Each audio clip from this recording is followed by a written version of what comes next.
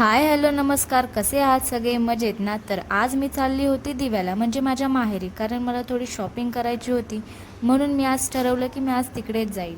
मी भेटली नाही त्यावर माझ्या मम्मीची बडबड ही चालूच झाली, कारण माझ्या मम्मीला बडबड करायला खूप आवडतं, म्हणजे माझं डोकं खायला खूप जास्त आवडतं. चला असो, आता आम्ही चाललो आहे मार्केटमध्ये. मी आली होती वटपौर्णिमेची शॉपिंग करायला आणि इथे बघा मी काय करते. इथे माझ्या मम्मीची रिॲक्शन बघा. हिला कितीही टॉप घेतले तरी कमीच आहेत. आधी मम्मी लेफ्टमधून जायला खूप घाबरायची, पण आता ती स्वतःहूनच म्हणते, आपण शिड्यावरून नको जायला, आपण जाऊयात लिफ्टमधून. फायनली आम्ही आलो घरी. हा बघा, हा माझा भाऊ. हा माझ्यापेक्षा लहान आहे, पण वाटतो मात्र मोठा. त्याला माहीत होतं दीदी गेले शॉपिंगला म्हणजे ही काय लवकर येत नाही, म्हणजे मी तरी जेवून घेतो बाबा. इकडे आल्यानंतर माझी मम्मी मला काहीच काम लावत नाही. ते म्हणतात ना, माहेरचं ते माहेरचं सुख असतं.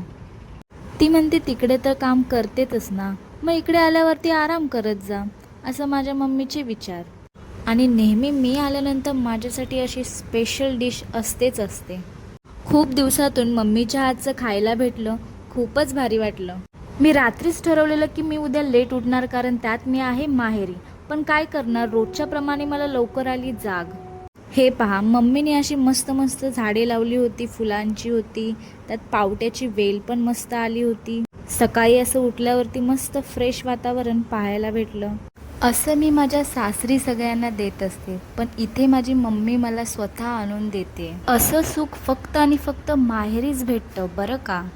मस्त असं मम्मीने चिकनची आमटी केली होती, ती जेवून मी आता निघाले माझ्या घरी. चला भेटूया पुढच्या व्लॉगमध्ये. चलो बाय.